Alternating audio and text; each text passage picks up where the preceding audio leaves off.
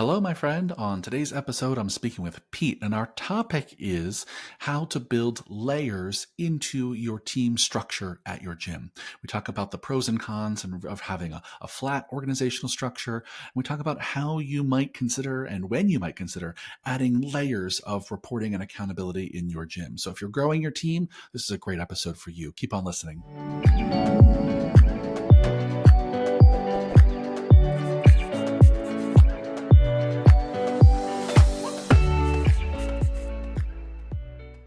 Hello, fitness business nerds. What's up? Welcome to another episode of the Business for Unicorns podcast.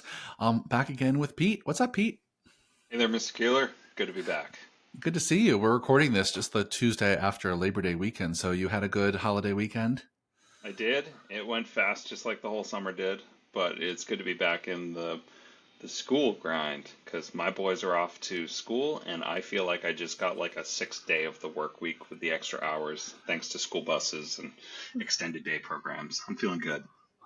Yeah, that's great. I know I was just sharing before we started recording that I spent last week in Provincetown, Massachusetts, or what people call P-Town, and it was a blast. It was really lovely. It was my last hurrah for the summer, but we're back in it now, and now starts the sprint till the end of the year. And so I'm glad we both got some downtime.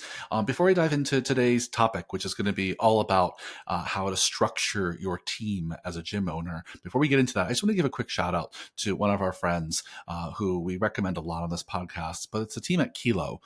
If y'all don't know them, if you haven't heard us talk about it before on the podcast, it's basically an all-in-one platform that'll build your website and manage a lot of back-end lead follow-up.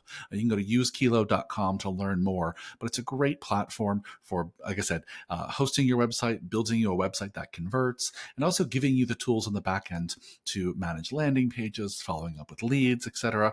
We're a big fan, and I think you'll really like them. All of our Unicorn Study members who use them are also big fans. So go to usekilo.com, let them know that we sent you, and they will take care of you.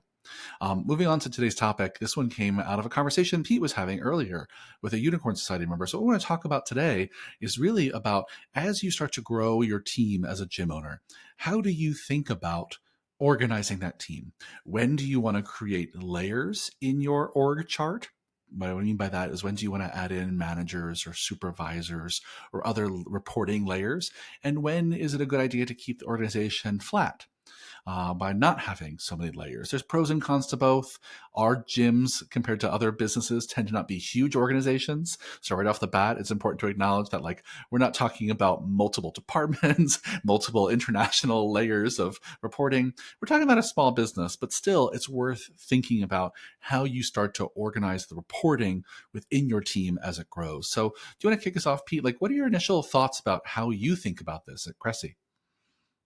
Yeah, so I have employed all different versions. We've done the flat organizational structure, we've done multiple layers, we've succeeded, we've failed, we've been up, we've been down. Um, for the first 7 years we were in business, my business partner Eric was present in Massachusetts in a full-time format.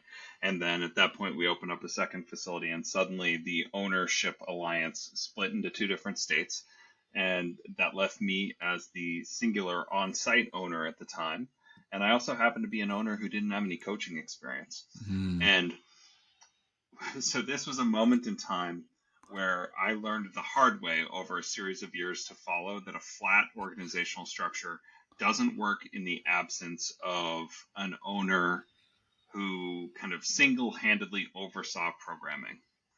And by this I mean Eric was the final say in all things programming, and it was very easy to follow that rule or that guideline while he was around, and it was very easy for the team to fall in line.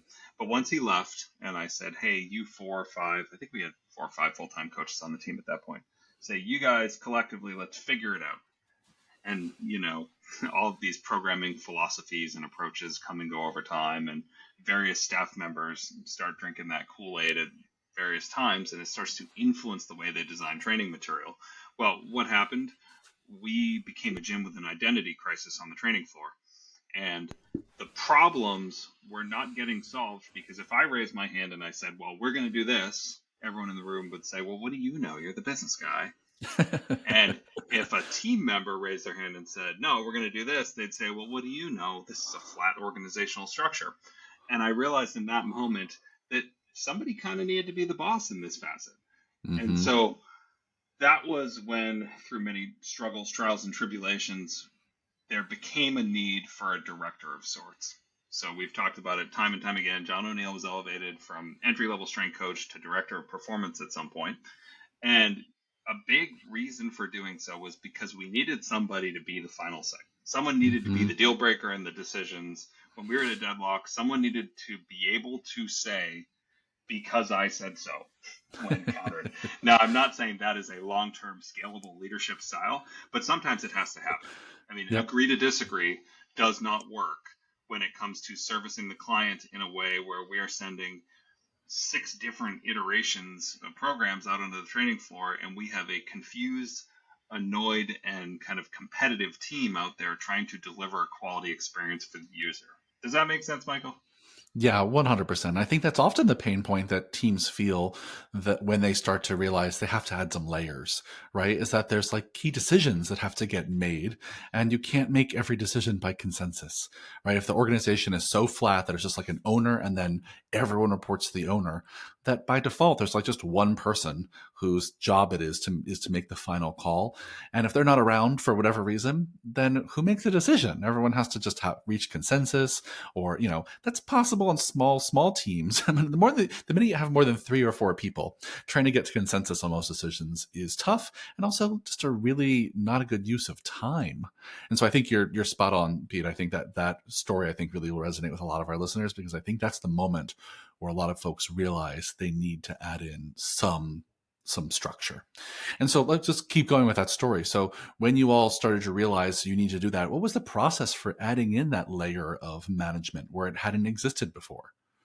Well, I didn't have an SOP for it per se, Yep. and I didn't have a plan of attack. But in my experience, and I think this ends up being true in most other scenarios, because whenever I have this conversation with other gym owners in Unicorn Society, they know what I'm talking about when I say 1 or 2 team members have already positioned themselves to be elevated. Yeah. There are rock stars and there are Mm-hmm. average and below average performers. I don't want to say there are below average performers on every team, but there are definitely rock stars and everybody else in my Yeah. experience. So it's not that challenging to point at 1 or 2 candidates if you're in a position like we were. And in our case, John had seen blood in the water and he spotted an opportunity, and Yep. he was new to the team. He was inside of a year with us, so he wasn't burnt out. He was in that like hustler mindset. He was just like, I'm gonna act like I have the job I want and not the job I have, and I'm gonna go out here and handle myself like a director, and I'm gonna Mm-hmm. do it for just long enough for them to realize that I'm indispensable. And I'm gonna walk into their office and I'm gonna say, you and I both know that I'm the director. Now let's slap a title on it. So if you're fortunate like I was, you've got somebody who acts the part and they go out and they make it something that you don't even have a choice on. It's just it becomes the obvious choice. I Yeah. believe our friend John Goodman's got a book coming out called The Obvious Choice. Well, that's what a team member does to get into that Mm-hmm. position, and that's what happened to me. But I honestly, it's I'd be lying to you if I'd said, "Oh, no one had done that, so here's the playbook I would have run," Sure. because I hadn't found myself in that position at that point in time. But here we are now at a point where I can ask myself, well, what would I do if this happened again? Mm-hmm. And I definitely have certain kind of indicators or flags that I see in employees that make them more projectable for a role like this than others. But I didn't have a system in place back then, and I admittedly haven't put it on paper just yet. A lot of it's on instinct at this point. Yeah, of course. But that makes a lot of sense. And it's great that you were in the position where you had such an obvious choice, right? Because I think that happens often on teams, is that, when there becomes an opening for a new level or a new position that never existed before, it's usually pretty obvious who the candidates are. Or in other cases, it's obvious we don't have a candidate. And that's Mm-hmm. happened a few times at MFF, where we realized, oh, we have this position to elevate someone, with this opportunity to elevate a trainer to a director of training role, for example. And it was pretty obvious there's no one on our team who either wanted that job or was, in our view, ready for that job. And so in that case, you kind of do have to start a search from the outside, which takes more time and is trickier. But ultimately, I think it's great when you can promote from within. Makes the process faster, smoother. It's easier culturally to do it. So I think that's awesome. There's some So potential issues there as well that I'll point out because I just watched my yeah, wife play this great. game.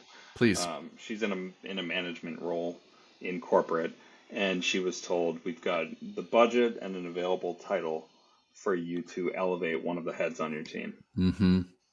And it was suggested that she communicate to the team that she will be looking to potentially make this hire internally and would like to do so. And basically, it was a raise your hand if you'd like to be considered for the opportunity type dynamic. And she ended up with 3 team members, I don't know, from a team of, we'll say 12 to 15 bodies, who said, yes, pick me. Yeah. And they were definitely on the list. If I said, hey, Katie, make a list of 5 people that you know for sure are gonna say, pick me, and the top 3 all raised their hand as expected, which is good. But what happened? Well, there was only one role available, Yeah. and when it came time to like actually make a call on this, there are 2 people who were frustrated and get their feelings hurt, Of and course. that was not surprising to her, but difficult nonetheless. Yeah. And so then you run the risk of possibly watching a downturn in performance on the backside, or Yeah. dealing with a resentful employee direct report further on down the road, or second guessing yourself and feeling like you messed it up because you got strong armed and ended up picking someone that the powers that be above you prioritize something different than you did.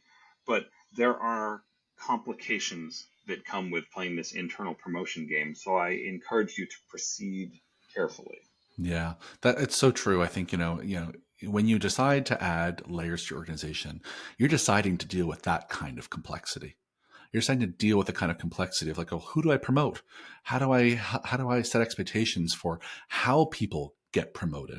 How do I deal with the feelings that come with not being chosen for the promotion? And I'll keep going because I think that the tension keeps going is that I've had the experience many, many, many times in my career that the person getting promoted, well, one of 2 bad things often happens. One is that they didn't realize how differently they'd be treated by the team now that they manage that team. And I've seen all kinds of people not succeed as new managers in the first few months and years because they weren't ready for that transition themselves. From peer to now I manage you is a tough leap to make. I think the other thing that I often see go wrong is that oh, it just left the top of my head. It was them not being ready for that change, but then the other thing was it'll come back to me. But that's one I've seen happen the most, which is oh, that was the other thing. Sorry, was that the person who I thought was going to be a good manager was really good at doing the job, but was not good at managing people who do the job. Right? It's a very different skill set to, for example, be a trainer versus be someone who manages trainers. And so same thing with being a salesperson. It's one thing to be a good salesperson, but to be a person who manages salespeople is a different thing. So those are also the 2 other tension points that come up when you're promoting someone is that if even if you get past the drama of who is promoted and who is not, and you get into them actually doing the job, there's still these pitfalls of them, maybe not being ready for having all those eyes on them and being kind of the manager now, or they just don't have the skill set yet to manage people, even though they were good at doing the job. And all of those things are things that you can work on and overcome. But it definitely means that from promoting from within is not always an easy path for those reasons and more that we're not even going to have time to talk about in this podcast. So let me just pivot because I Make know a we're. quick book rec. Oh yeah, please. I want to make a book recommendation on this exact topic. Yeah. Either if you are an employee who is trying to make the jump, or you're an Yep. employer who's considering elevating someone. I read a book recently called The Making of a Manager, Mm. and the authors, I'm not going to attempt to pronounce her last name because I know I'll butcher it, but it was spelled Zhuo. Yep. I believe her first name was Julie. She was a I don't know if she's currently at Facebook, but she was an early stage Facebook employee who went from independent contributor to manager and got her world rocked Yeah. by the shift, both culturally and job and skill set wise. And she touched every single thing you and I have said in even further detail. And Yep. it was just this wonderful ongoing accumulation of considerations for both parties involved, the hirer or the person who's said, I want to be considered. And it's just a good read. So, one Yeah. piece. Great recommendation. Yeah, I haven't read that one. I'm going to put it on my list too. So let me just, before, as we wrap it up, maybe let's just talk about kind of one more aspect of this which is, for our listeners, how do you decide when it's time to go from being a flat, small organization to adding layers? Because, we all start pretty flat. Most businesses start with just, one person who owns the gym. They start to hire part-time coaches, or maybe they become full-time coaches. And then maybe you have a little bit of front desk staff, et cetera. But for many of our listeners who own gyms, you're going to be flat for a while. You probably don't need layers, but what's the tipping point for you, Pete? I know we mentioned when you're feeling pain points of needing more decision makers. What else should people consider when they're thinking about when is the time for them to start to add depth to the organization? I think a lot of our listeners for Business Unicorns podcast are gym owners or managers who are concerned with things like building SOPs. Mm-hmm. And if you are at the stage in your operation where you're saying to yourself, I need to increase efficiency in Yep. this business, and it's because you have an intention of phasing yourself back in any capacity, it means that somebody is going to need to step up and pick up a leadership role from a decision making standpoint as far as Yeah. the day to day execution of running the business goes. Because if you're successful at achieving this initiative of SOPing the shit out of your business, then there is going to be a massive hole in your spot because you're going to be sitting in a home office like I am right now while your business is cranking along, and there's going to be a gap that you stepped away from and you thought, well, I've got checklists. Of course the team's going to know what they're doing. And checklists are great, but somebody needs to oversee them in real time. And that to me is the moment that you need to look at adding some layers. Yeah. Well said, Pete. I'm just going to plus one because that's exactly what I would have said as well, which is, the moment where you as an owner have stuff on your plate that you don't want to do anymore, when you as an owner are not leveraging your time and your unique abilities to the best of your ability, when you have a vision for your life as an owner where you're going to be working maybe less in the day to day of the business or, moving on to another venture, whatever it is, those are all moments when you leave that gap. I think you described it really well, Pete, that it needs to be filled with someone. If you're not going to be there to do that thing you've always done, someone else has got to do it. And those are often moments when I think layers have to get created. And I think those are the two ones. I think when the owner, leadership, I should say, because there could be multiple owners, when they want to keep growing and need to delegate, that requires some layers. And also the example you shared earlier, where there's a pain point of not enough people around to make decisions, right? And we need more decision makers to be available in the building and in the meetings on a regular basis. I think that's also a really great moment. And then when you decide to add layers, you can think through all the processes that we shared about how to do that, about how to promote from within, the obstacles there. And certainly we've covered many times in this podcast how to hire externally. So there's a lot of tips on past podcasts about that. But anything else you want to say about this topic, Pete? I'll give you a final thought. Yeah. When you elevate someone into a position of this nature, it's important that you do so without creating this dynamic where it's seen as, well, this person only becomes the boss when the boss leaves. And Mm, so you want to fully empower them, not yes. just empower them in your absence. Yes. And this is a really good thing for you, the manager slash owner, because it's going to make your life a lot easier. And by that, I mean, the minute I added a layer in between myself and Eric and the rest of the team, it meant that I could stop micromanaging the individuals and I could start micromanaging the director. Yeah. So if I walked into the gym and I was like, oh, this place looks gross. We need to do better with our cleaning. And deep down, I know that there are 3, 4, 5 staff members who collectively collaborate on gym cleanliness. I walked right to John and I said, hey, I know it's not your job to keep the gym clean, but I'm pretty pissed about the cleanliness of the gym. Can you take care of it? He'd be like, yeah, those are my guys. I got it. Yep. And I managed him and he managed them. And that was Yeah. how that change came into place when I elevated someone into a director position.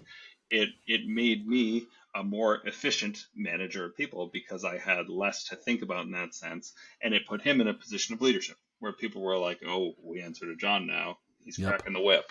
So it's a good thing when you step away from saying everybody answers to me. Just have one person who is Yeah. under your kind of oversight. Yeah, it's a great final thought, Pete, because ultimately we give people the title, we give them the position, but we don't actually give them the power. And I think elevating someone requires that real sharing and delegating of the actual authority and the power to be in charge and make decisions, whether you're in the building or not. I think is you're right, is super crucial. And so often I think people kind of half delegate, half promote, where they don't really give up and transfer that kind of power to the person. And when you can, what a game changer! What a game changer! Awesome. Well, great chat. I love this topic. I hope listeners, you got at least a few thoughts about how to think about adding layers of reporting and responsibility in your organization. Hopefully, we made it sound reasonably easy and challenging. That is an important thing to learn how to do, and it is fraught with pitfalls that you will learn to overcome with practice. Right. Well, thanks for a great conversation, Pete. I love this one, and it's good to see you after the holiday weekend. And listeners, if you love this podcast as much as I did, please leave us a 5-star review everywhere that you listen, and tell your friends about it so we can find more gym owners like you to listen to the podcast. And email us if you have any thoughts about what you want us to talk about or guests you want us to have on the podcast. Michael at businessofunicorns.com, Pete at businessofunicorns.com. Thanks again, Pete. See you on the next one. Good chat. Talk soon.